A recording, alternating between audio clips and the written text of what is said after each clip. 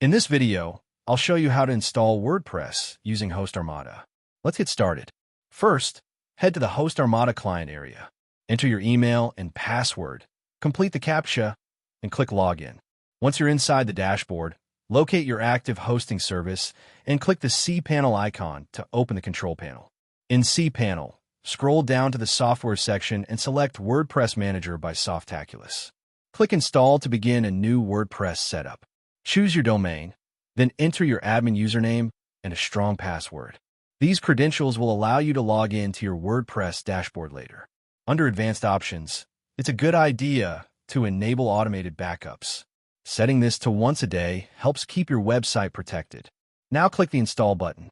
Softaculous will quickly process the installation and set up your WordPress site.